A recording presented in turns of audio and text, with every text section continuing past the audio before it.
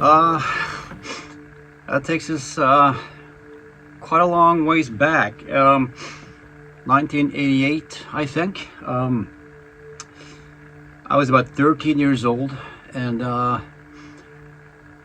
me and my little group of friends back then, we were all hanging out at this older guy's place. He was about 4 years older than us, and every day, hanging out at his room, in his parents' house, listening to heavy metal, thrash metal, speed metal, all that stuff, and one day,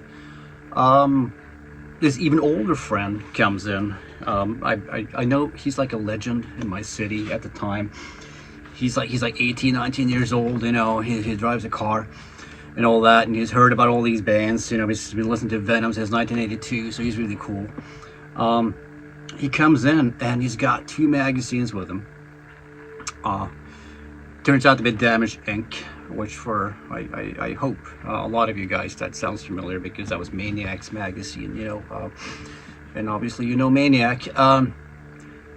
And what really struck me was this front page. I think it was the first one from 1986 or the second one from 1987. It had this fucking crazy looking logo on the front with these demon wings, inverted crosses, and it was huge and fucking evil looking and symmetrical, and it just kind of it was like nothing I had ever seen, because up until then, I guess the craziest logo I knew about was like maybe Celtic Frost or even Venom, Possessed, from the Seven Churches record, with the fire and the inverted cross and all that, and the devil tail. But this was just evil. And so I opened the magazine, and there's all these. There's not just Mayhem on there, but there's a lot of Mayhem, because as it turns out, Maniac was friends with Mayhem, so he would feature them a lot.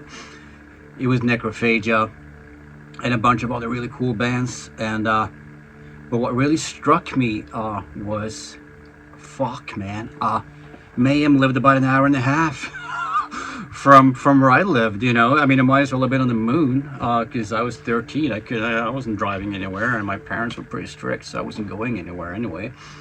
But it was crazy, because, like, dude, this insanely cool looking band. All the old photos with them sort of like, laying scattered in that bus shed or whatever, and then the Mayhem tag on the concrete wall and all those photos.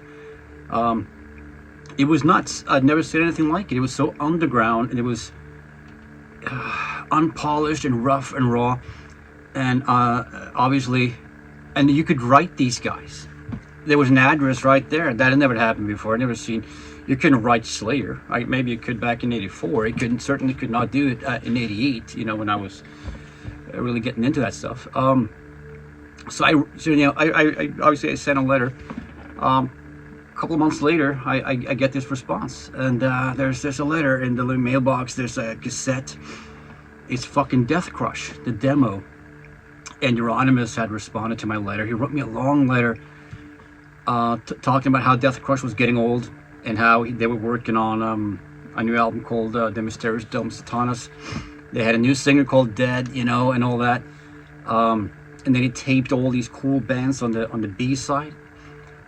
Merciless, Rotting Christ, Hades out of Peru, Massacre, however, I'm not sure how to pronounce it, from Colombia, Master's Hammer, Tormentor, Atlas Band, and a bunch of other stuff. All of these bands he was going to put out on Death Like Silence that he was also talking about a lot in the letter.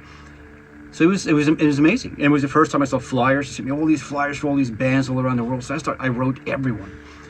And most of them got back to me, and that's how it all started for me. And eventually, of course, that's when I heard Mayhem for the first time in my life. I think it had turned into '89 by that point. Took a couple of months to get a response. And that fucking Conrad Snitchflare intro, the crazy drum stuff, the percussion.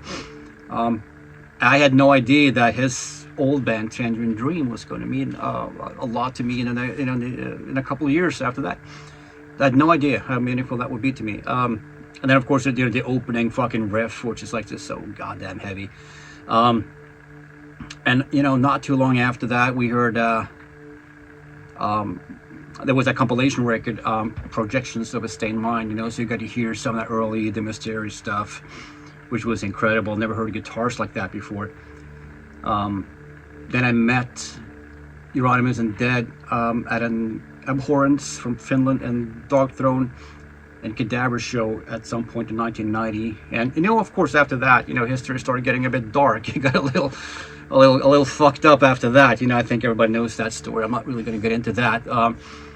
But you know, fast forward a little bit, and The Mysterious comes out, and it's just a fantastic record. Absolutely unbelievable. And I don't think well, I haven't heard every black metal album that ever came out, but I probably don't have to.